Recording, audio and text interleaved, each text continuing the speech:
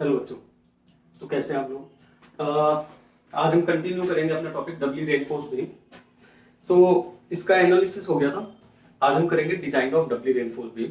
सबसे पहले तो मैं थोड़ा सा रिवाइज करा देता हूँ डबली रेनफोर्स बीम में हमें क्या क्या डिजाइन करना होगा। सबसे पहले तो डबली रेनफोर्स बीम कौन सी बीम थी? डबली रेनफोर्स बीम वो बीम थी जिसको अगर आप सिंगली रेनफोर्स बीम की तरह डिजाइन करते हैं तो इसका जो सबसे मैक्सिमम मोमेंट ऑफ रेजिस्टेंस है, जिसे हम बोलते थे एम यू लिमिटिंग, यानी लिमिटिंग मोमेंट ऑफ रेजिस्टेंस, वो इनफ नहीं होता है factored moment of resistance carry करने के लिए। मतलब जब लोड की वजह से बेंडिंग मोमेंट आ रहा है वो ज्यादा होता है एमयू लिमिटिंग से। मतलब मटेरियल की स्ट्रेंथ उतनी नहीं होती है कि ये बेंडिंग मोमेंट कैरी करता है।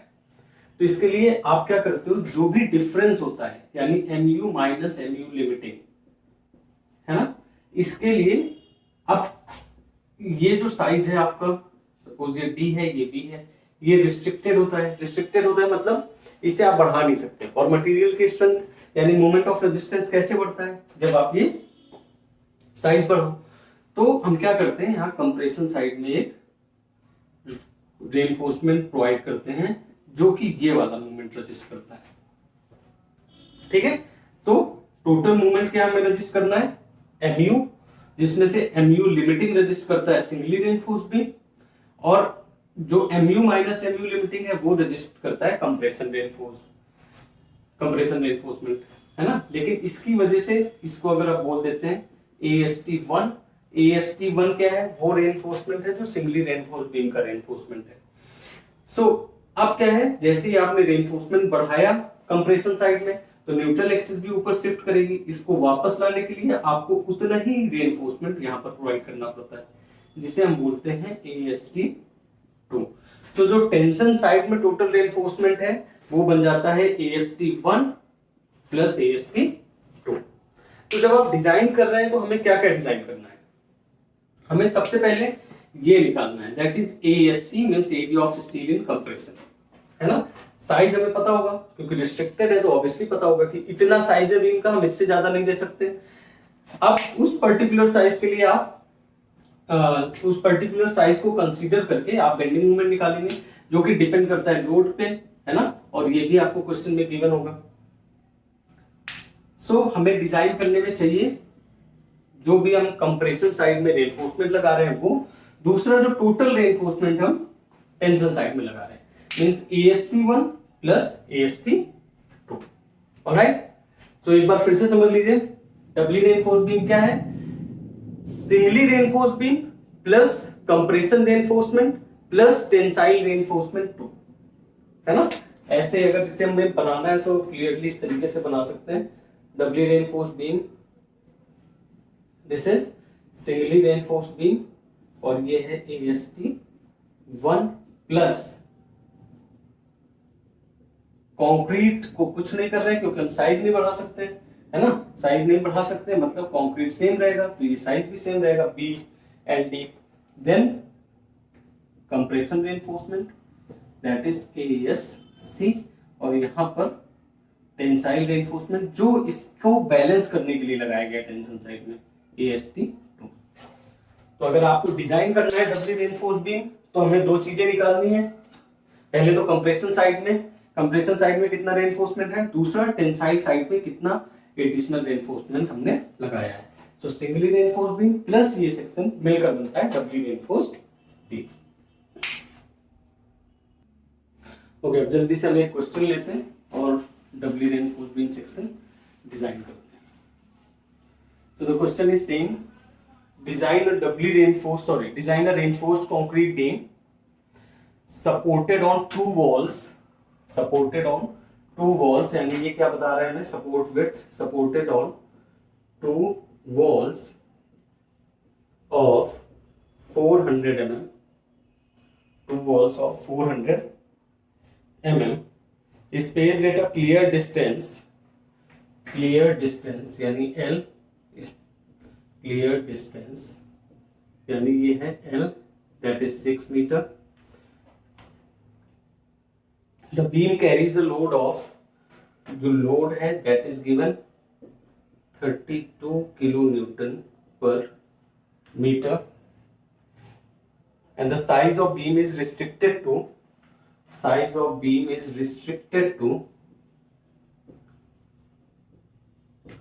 300 mm by 500 mm। ठीक है, और जो मटेरियल है is M20, Fe415, M20, Fe415। Okay, सो ये आपका क्वेश्चन है, हमें डिजाइन करना है reinforced beam.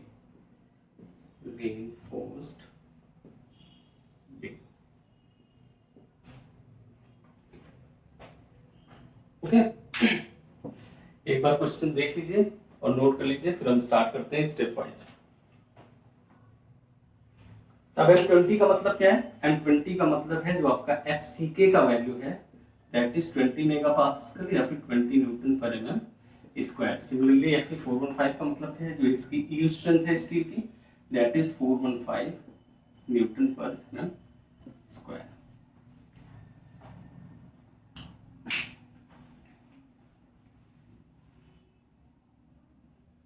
Okay, I hope question सभी ने नोट कर लिया। चलो स्टेप 1, अगर ये सिंगली रेनफोर्स बीम होता तो हम सबसे पहले क्या करते? स्टेप 1 क्या होता था? स्टेप 1 होता था हमारा लेंथ टू डेप्थ रेशियो, जिससे हम क्या करते थे? इफेक्टिव डेप्थ निकालते थे, इफेक्टिव डेप्थ से साइज ऑफ द बीम निकालते थे। बट यहाँ पर साइज ऑफ बीम तो हमें पहले से पता है ना? तो हमारा स्टेप 1 क्या होगा यहाँ पर? स्टेप 1 हमारा स्टेप 1 होगा effective depth, effective depth of the beam. Okay, effective depth का फॉर्मूला क्या होता है? Overall depth minus clear cover, है ना, -5/2 रेनफोर्समेंट। बट रेनफोर्समेंट अभी डिजाइन नहीं किया आपने, तो या तो आप एज्यूम कर सकते हो, है ना, कि हम 16 mm या 20 mm टायर रेनफोर्समेंट यूज करने वाले हैं, या फिर इसको छोड़ दो ऐसे। Okay, so suppose clear cover हम एज्यूम कर लेते हैं d dash this is equal to 30 mm। So overall depth कितनी गिवन है क्वेश्चन में? ओवरऑल डेप्थ गिवन है 500 mm।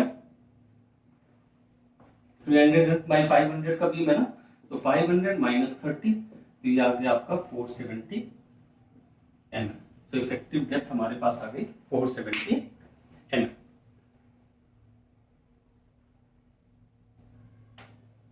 Next step number 2, step 2 effective length. ये सब आपको पता है, इफेक्टिव लेंथ, है ना। इफेक्टिव लेंथ के लिए हमारे पास दो वैल्यूज होती थी। अगर आपको कोड पे देखना है तो दैट इज पेज नंबर 34, जिसमें इफेक्टिव लेंथ के बारे में दिया हुआ है। Page number 34 IS 456। Effective length क्या है? Effective length is the least of number 1 clear span plus the second clear span plus support width. ठीक है, अब clear span plus D. Clear span कितना है? क्लियर स्पैन हमारे पास कितना क्वेश्चन में गिवन है? 6 मीटर का। ठीक है, डी कितना है? 470 mm, तो 6 plus 0.47 this is equal to 6.47 metre. 6.47 metre. Then clear span 6 metre plus support width कितना है? सपोर्ट विड्थ क्या है? जिस पर सपोर्टेड है आपका बीम, है ना। अगर कॉलम पर सपोर्टेड होता तो कॉलम का विड्थ हो जाता, अगर वॉल पर सपोर्टेड है तो वॉल का विड्थ हो जाएगा। और वॉल का विड्थ कितना गिवन है क्वेश्चन में? 400 mm। So 6 plus 0.4 that is 6.4 metre. 6.4 metre. अब आपको दिख रहा है कि इसमें से लीस्ट कौन सा है ना। सो आपकी इफेक्टिव लेंथ कितनी हो जाएगी? 6.4 metre. So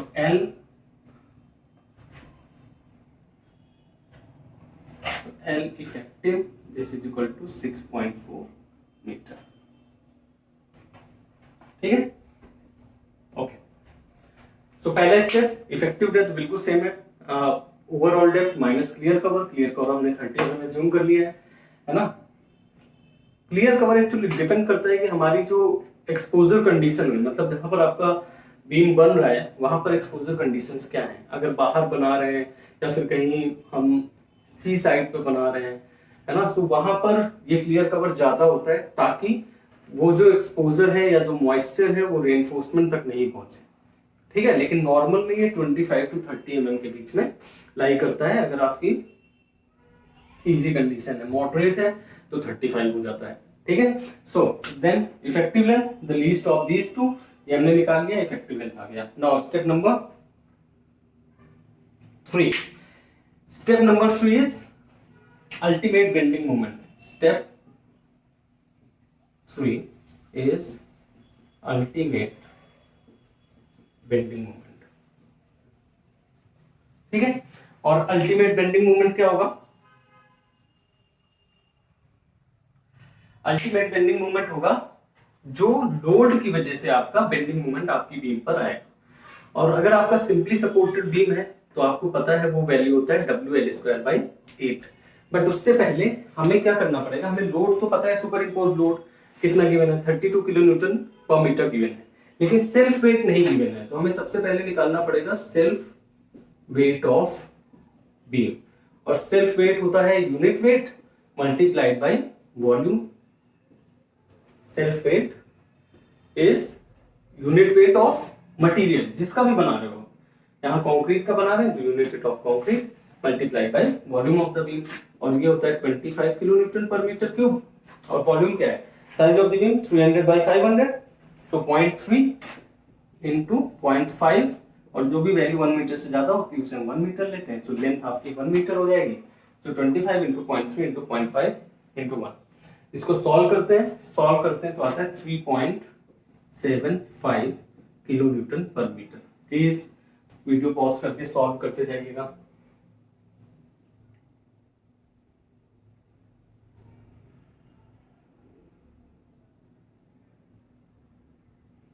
okay, then superimpose load कितना गिवन है, सुपर इम्पोज्ड लोड, और ये गिवन है आपका 32 किलो न्यूटन पर मीटर, ठीक है। सो टोटल लोड कितना हो गया, total load this is equal to 32 plus 3.75, so that is 35.75 kilo newton पर मीटर। ये आपका वो लोड है जिसकी वजह से हमें मैक्सिमम बेंडिंग मोमेंट मिलेगा, ठीक है। बट क्या अभी ये वो लोड है जिसकी वजह से हमें बेंडिंग मोमेंट मिलेगा? नहीं, क्योंकि ये सर्विस लोड है और आप लिमिट स्टेट मेथड से डिजाइन कर रहे हैं जिसमें से आपको फैक्टर्ड लोड चाहिए होता है। और इसी को फैक्टर्ड बनाने के लिए हम क्या करेंगे, 1.5 को मल्टीप्लाई करते हैं। So factored load is equal to 1.5 multiplied by 35.75, है ना। सॉल्व करिए इसे, 1.5 इंटू 35.75, तो ये आता है 53.625 किलो न्यूटन पर मीटर। 53.625 किलो न्यूटन पर मीटर। ये क्या हो गया, ये हमारा आ गया अल्टीमेट लोड, यही इसे बोलते हैं फैक्टर लोड, है ना। WU से इसे डिनोट कर सकते हो, factor load, and that is 53.625 kilo newton पर मीटर, ठीक है। चलो अब हम निकाल लेते हैं अपना ultimate bending moment,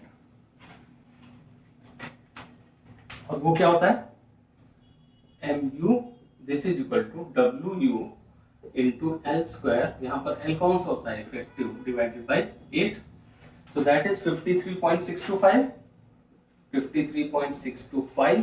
L effective कितना आया था, 6.4 to the whole square divided by 8, okay. So multiplied by 6.4 to the whole square divided by 8, तो मेरे पास वैल्यू है that is 274.56 kilo newton metre, ठीक है। इसी को लिख सकते हैं 274.56 into 10 to the power 6 Newton.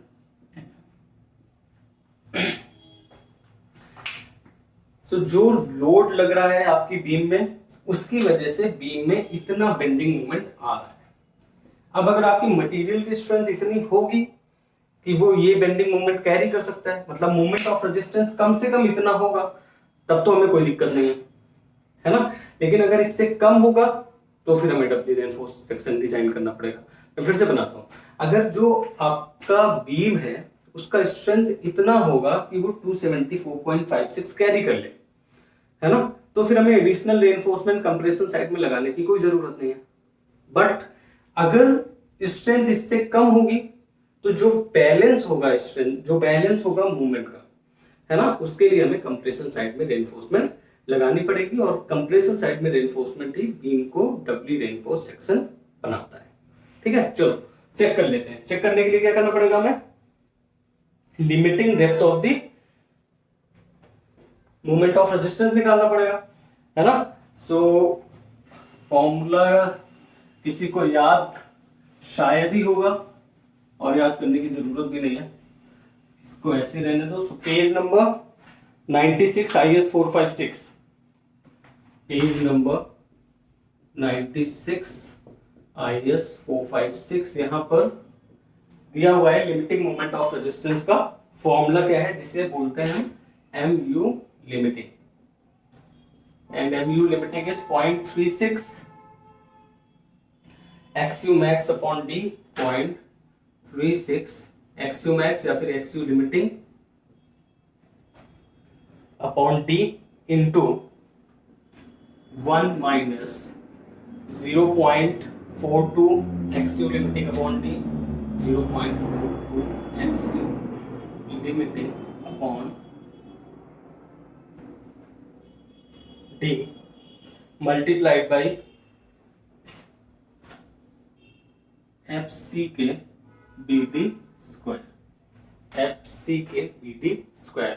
अब XU लिमिटिंग क्या होता है, अब मैं वापस से आपको याद नहीं दिलाऊंगा। फॉर FE 415 के लिए जो आपकी XU लिमिटिंग की वैल्यू होती थी that is 0.48 D, page number 70, page number 70 same IS code में पेज नंबर 70 में ये वैल्यू दी है। 415 के लिए, 250 के लिए होती थी 0.53 एंड 500 के लिए 0.46, लेकिन हमें ये मतलब नहीं है, हमें मतलब है FE 415 से। So this is equal to 0.48 multiplied by, है ना। D की वैल्यू हमारे पास कितनी आई थी, D की वैल्यू हमारे पास आई थी 500 माइनस 30 470, है ना। सो 0.48 इंटू 470 देखो कितनी होती है, 0.48 into 470 that is 225.6 225.6 सारी वैल्यूज पुट कर दीजिए, है ना। So 0.36 into 225.6 divided by 470 multiplied by 1 minus 0.42 into 225.6 divided by 470 multiplied by FC के कितना है 20 into BD square, B is 300 into D is 470 to the whole square. Okay, सारी value put कर दीजिए, देखिए क्या वैल्यू आ रही है।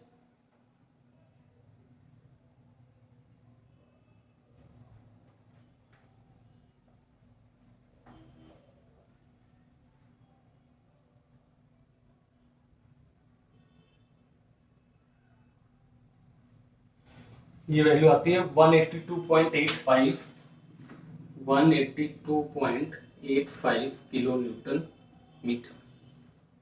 सॉल्व करके इसको वैल्यू आती है 182.85 किलो न्यूटन मीटर।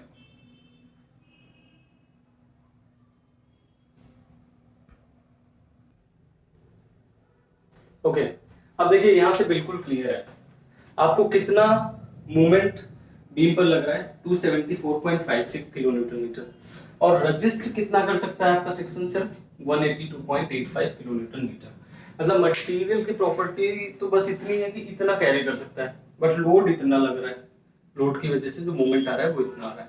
मतलब आपको एडिशनल कंप्रेशन रेनफोर्समेंट लगाना पड़ेगा ताकि जो इसका बैलेंस है यानी 274.56 माइनस 182.85 वो कैरी कर पाए।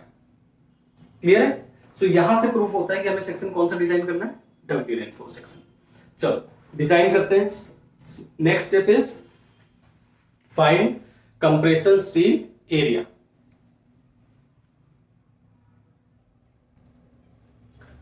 Next step is to find compression steel area. मुझे याद नहीं है कौन सा स्टेप चल रहा है, तो आप अपने मन से लिख लीजिएगा। स्टेप डाल देता हूँ। इधर से स्टार्ट करते हैं।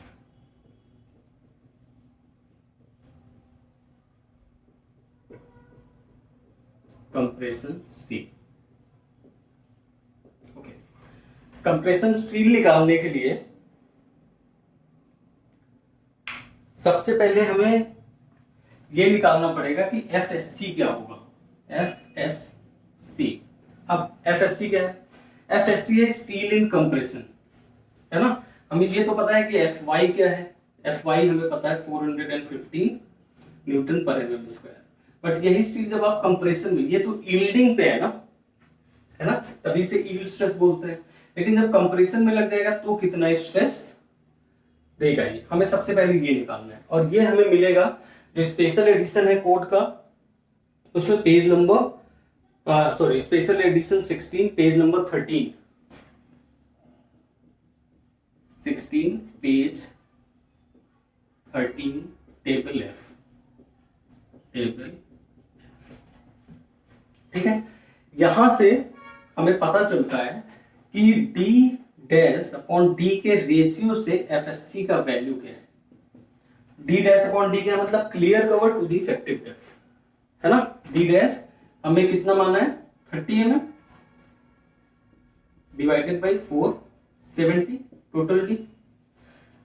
अब ध्यान करने वाली बात यह है कि ये जो है टेंसाइल साइड का क्लियर कवर नहीं है, ये कंप्रेशन साइड का क्लियर कवर है। हमने दोनों सेम मान लिए हैं तो इसलिए ये 30 हो गया है। यहाँ पर बना के बता देता हूं मैं आपको, है ना। सपोज ये बी में यहाँ पे आपने रेनफोर्समेंट लगाया और इधर कंप्रेशन रेनफोर्समेंट लगाने वाले हो, तो इधर भी आपको क्लियर कवर देना पड़ेगा, ऊपर भी। ये है आपका डी डैश, ठीक है। सो डी डैश अपॉन डी के रेशियो पर डिपेंड करता है कि आपका एफएससी क्या होगा। ओके, सो ये 30 अपॉन 470 कितना आता है 0.063। अब आप टेबल में देखेंगे तो आपको एक वैल्यू मिलेगी 0.5 पर, है ना, और एक वैल्यू मिलेगी आपको 1 पर, सॉरी 0.05 पर एंड 0.1 पर।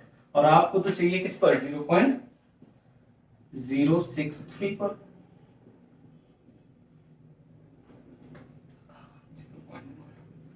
ठीक है, तो हमें क्या करना पड़ेगा, सब देख नहीं रहा, फिर से लिख देता हूं ऊपर।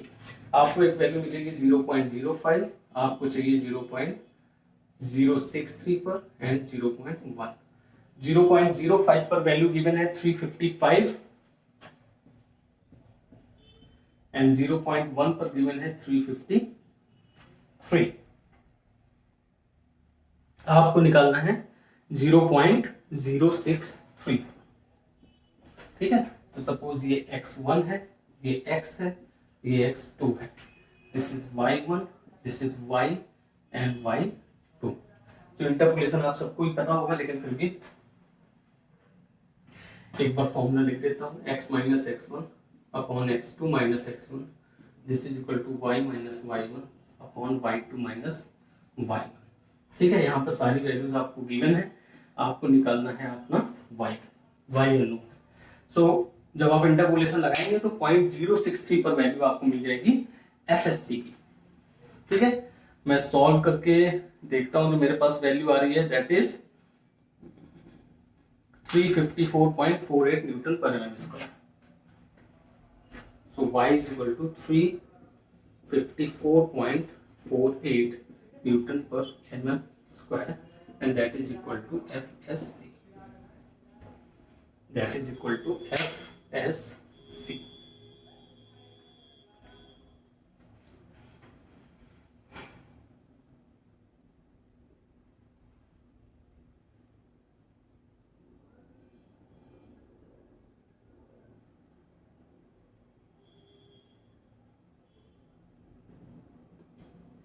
ठीक है, ओके, आई होप सभी ने सॉल्व कर लिया होगा। अब हमें आईएस को डायरेक्ट फॉर्मूला देता है कंप्रेशन रेनफोर्समेंट निकालने का। Page number 96, IS 456 2000, page 96, IS 456 2000। ठीक है, यहां से हमें डायरेक्ट फॉर्मूला मिलता है, that is mu minus mu limiting, this is equal to FSC into ASC D minus D dash, FSC into ASC D minus D dash। ठीक है, हमें क्या चाहिए, ASC चाहिए, area of compression string, this is equal to mu minus mu limiting divided by FSC into D minus D dash। ठीक है, mu की value कितनी थी, 274.56, लिख देते हैं 274.56 माइनस mu लिमिटिंग की वैल्यू कितनी थी, 182.85, 182.85। ठीक है, FSC कितना निकल के आया, 354.48, 354.48। ठीक है, into D minus D dash 470 minus 30। ठीक है, ये हमें क्या मिल जाएगा यहाँ से, ASC। बस ध्यान देने वाली बात ये है कि ये है न्यूटन पर mm स्क्वायर में, ये सारी वैल्यूज mm में, ये किलो न्यूटन मीटर में, तो इसको भी चेंज कर देते हैं, तो टोटल में 10⁶ का मल्टीप्लाई हो जाएगा, तो न्यूटन mm में वैल्यू चेंज हो जाएगी। चलो okay, so this is what 274.56 minus 180.85, 91.71 divided by 354.48 multiplied by 470 minus 30 is 440.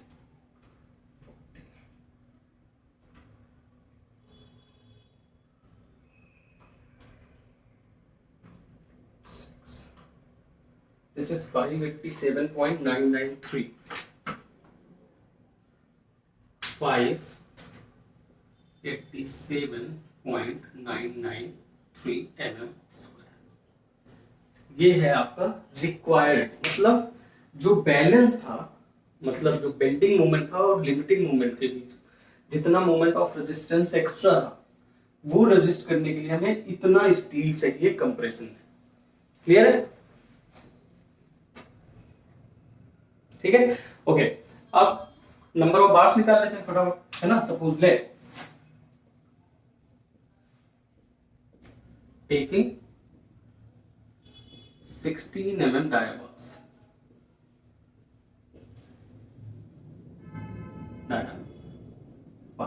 है ना। सो area of one bar is 5/4 into 16 square. ठीक है, सॉल्व करते हैं इसे, कितना आता है, सिर्फ 5 into 16 square divided by 4 and that will 201.06 mm square. मतलब 16 mm की एक बार कितना एरिया देगी मुझे रेनफोर्समेंट का, 201.06 mm स्क्वायर। हमें चाहिए कितना, 587.993। ठीक है, सो कितने नंबर ऑफ बार्स चाहिए, बहुत basic calculation, ASC divided by 201.06, this is equal to, so 587 divided by 201.06 and that is 2.91। अब बार्स आप 2.91 तो प्रोवाइड नहीं कर सकते हो, तो कितनी बार्स प्रोवाइड करोगे, 3 बार्स। ठीक है, 3 बार्स प्रोवाइड करोगे तो ASC प्रोवाइडेड कितना हो जाएगा, ASC प्रोवाइडेड कितना हो जाएगा 3 multiplied by area of 1 bar 201.06 so that is 603.18 mm square 601.18 mm square। तो हमने वो निकाल लिया है कि कंप्रेशन में कितना स्टील हम डालेंगे ताकि ये वाला मोमेंट ऑफ रेजिस्टेंस हमें मिल पाए। ठीक है, आधा काम हमने यहां पर खत्म कर लिया। ठीक है, आप कैलकुलेशन कर लीजिए, देखिए।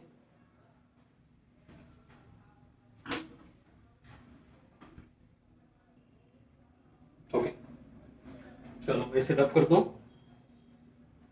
अब हमारा काम बचा है एएसटी निकालने का, मतलब टेंसाइल साइड में कौन सा रेनफोर्समेंट है। व्हाटएवर द स्टेप नंबर आप प्लीज लिखते जाइएगा। Again from page number 96, from page number 96 IS 456। Page number 96 हमें बोलता है कि जो डबली रेनफोर्स बीम में एरिया ऑफ स्टील होता है टेंसाइल साइड में वो होता है AST1 प्लस AST2। ठीक है, ये हम बात भी कर चुके हैं, है ना। क्या बात कर चुके हैं कि एक सिंगली रेनफोर्स सेक्शन था हमारे पास, इसमें कुछ AST1 था, है ना। अब क्या किया हमने कंप्रेशन में रेनफोर्समेंट लगाया, जो हम लगा चुके हैं अभी ASC। अब इसको बैलेंस करने के लिए, क्योंकि हम न्यूट्रल एक्सिस नहीं हिला सकते, है ना, सो ये न्यूट्रल एक्सिस ऊपर चली गई। अब इसको वापस से यहां पर लाने के लिए हमने क्या किया, यहां पर ये रेनफोर्समेंट और लगाया। तो ये है AST2 और ये है AST1। तो टोटल टेंसाइल साइड में रेनफोर्समेंट कितना हो गया, AST1 प्लस AST2। सिंपल सी बात है।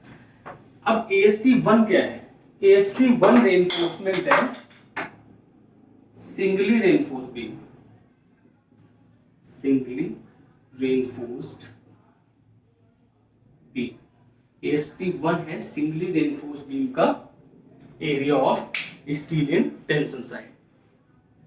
ठीक है, और इसका फॉर्मूला मैं आपको लिखा चुका हूं। ठीक है, तो इसका फॉर्मूला लिखते हैं हम। सबसे पहले AST1 निकाल लेते हैं।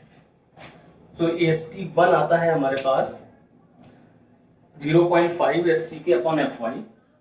AST1 is equal to 0.5 FCK upon FY 1 minus root 1 minus 4.6 MU limiting minus 4.6 MU limiting divided by FCK BD square, FCK BD square into BD। Okay, so put करते हैं value, that is 0.5 into FCK कितना है 20 divided by FY 415 into 1 minus under root 1 minus 4.6 into MU limiting कितना आया था हमारे पास 182.85 FCK 20 into B कितना है 300, D कितना है 470 to the whole square into 300 into 470।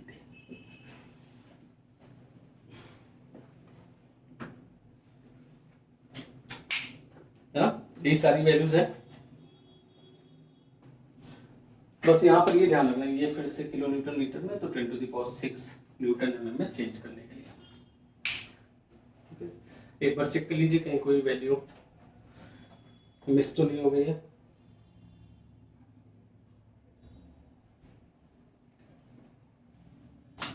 ठीक है, सॉल्व कर लो इसे।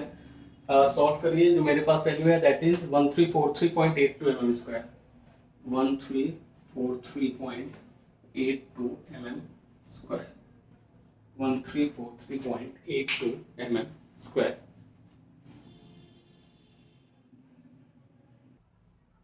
ओके, तो हमें कौन सी वैल्यू मिल गई, हमें मिल गई ये वैल्यू AST1 की। अब हमें चाहिए कौन सी वैल्यू AST2 पे। Again page number 96, page number 96.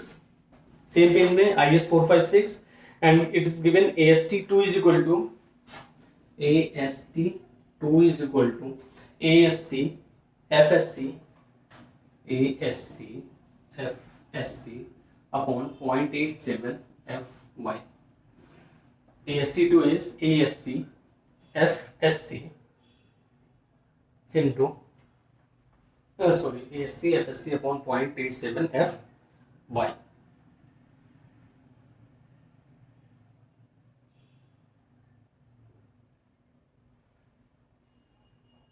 Okay, हमें सारी वैल्यूज पता है. ASC प्रोवाइडेड कितना था 603.18. ठीक है. FSC की वैल्यू क्या थी, क्या निकल गई थी 354.48 अपॉन 0.87 इंटू 415 सॉल्व कर लेते हैं जल्दी से.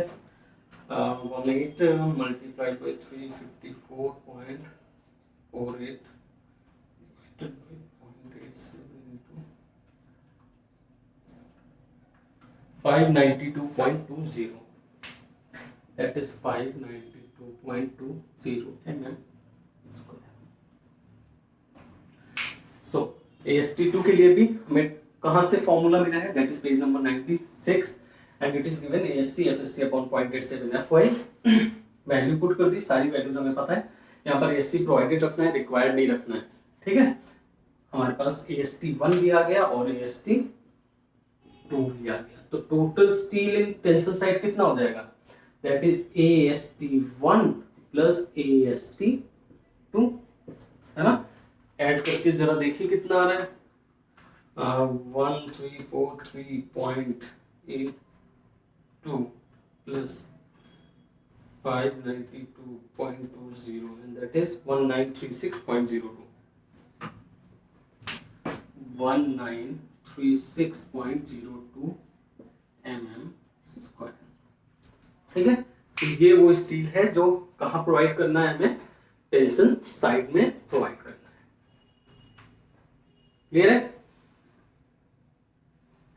ओके, अब हम निकाल लेते हैं नंबर ऑफ बार्स. चलो let's see number of bars क्या होते हैं.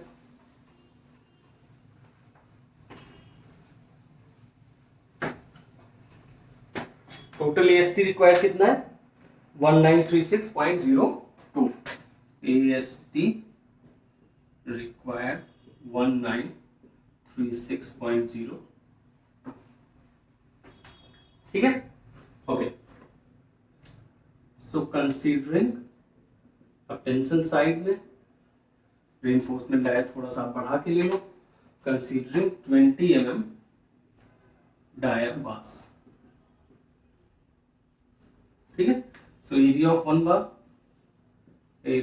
One bar this is equal to pi by 4 into 20 square. So that is 314.16 mm square. एक बार का एरिया इतना हो गया और हमें टोटल एरिया कितना चाहिए 1936.02 mm square. So number of bars, area required divided by 314.16, that is 1936.02 divided by 314.16. 314.16 and that is 6.16 है ना. अब अगेन 6.16 तो आप प्रोवाइड नहीं कर सकते हो, तो कितना प्रोवाइड करोगे 7 बस. ठीक है. सो AST प्रोवाइडेड क्या हो जाएगा यहां से, AST provided this is equal to 7 multiplied by 314.16. That is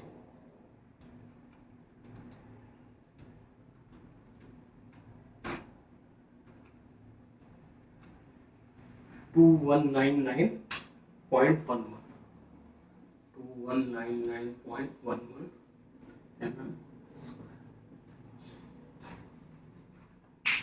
clear है?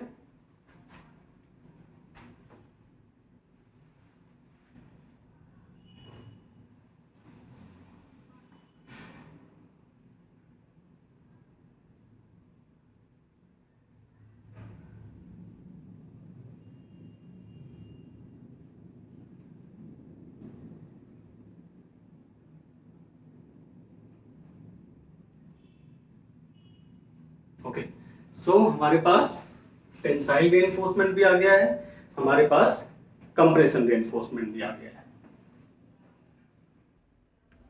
सो हमने कंप्रेशन रेनफोर्समेंट क्या प्रोवाइड किया था? ASC, that is 3 bars of 16 dia, and AST क्या प्रोवाइड किया है? 7 बार्स ऑफ 20 डाया। क्लियर है?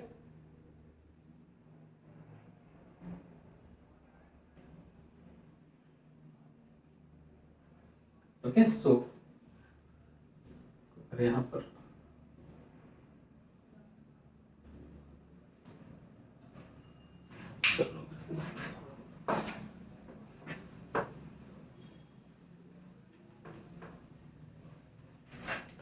सो अल्टीमेटली क्या हो जाएगा?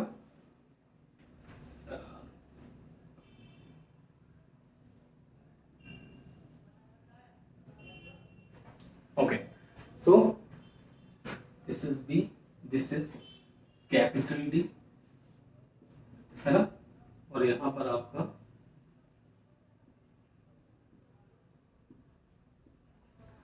टेंसाइल रेनफोर्समेंट, और ये 3 बार्स ऑफ 16 है।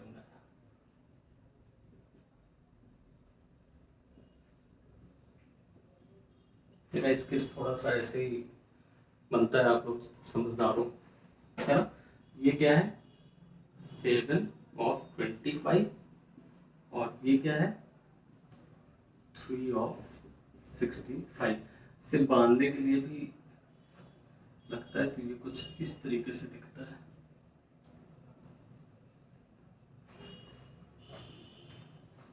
ठीक है, ये जो रेनफोर्समेंट है ये कंप्रेशन रेनफोर्समेंट है, क्योंकि कंप्रेशन साइड्स में लग रही है, और ये जो रेनफोर्समेंट है ये टेंशन रेनफोर्समेंट है,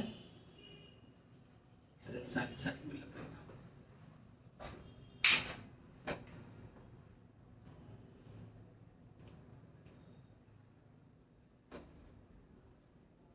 ठीक है, सो आई गेस कि आपको आज का क्लास समझ आया होगा।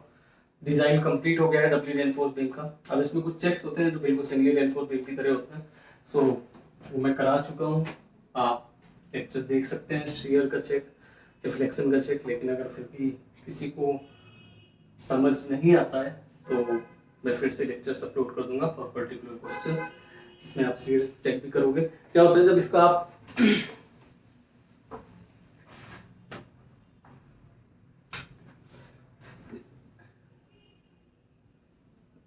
इनका क्रॉस सेक्शन देखेंगे तो यहाँ पर ये होती है आपकी टेंशन रेनफोर्समेंट, और ये होती है आपकी कंप्रेशन रेनफोर्समेंट, है ना। सपोज ये आपका कॉलम या वॉल जिसपे भी सपोर्टेड है,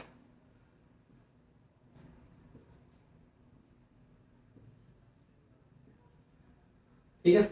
ये होती है, ये कौन सा हो जाएगा? ये हो जाएगा आपका 316.5, और यहाँ पर हो जाएगा आपका 725। बट इनको बीच में भी आपको क्या देना पड़ता है? शेयर रेनफोर्समेंट, है ना। तो वो शेयर रेनफोर्समेंट हमारे पास कहाँ से आता है? पहले आप शेयर चेक करोगे, अगर शेयर में फेल हो रहा होगा तो शेयर डिजाइन करोगे, नहीं फेल हो रहा होगा तो minimum reinforcement, minimum share reinforcement provide करोगे, है ना। वहां से इसकी स्पेसिंग आएगी, कौन सी स्टीरअप लगा रहे हो वो सब आता है, तो ये तब जाकर आपका पूरा डिजाइन कंप्लीट होता है। But for a particular case अभी आपको सिर्फ डबली रेनफोर्स बीम का रेनफोर्समेंट डिजाइन करना था, जो कि आपने कर लिया है। ठीक है, सो अगर कोई डाउट होता है आप प्लीज लेक्चर देख लीजिए, कोई डाउट होता है तो हम नेक्स्ट क्लास में डिस्कस कर लेंगे। Alright, so thank you all, that was all for today, I will see you in next class.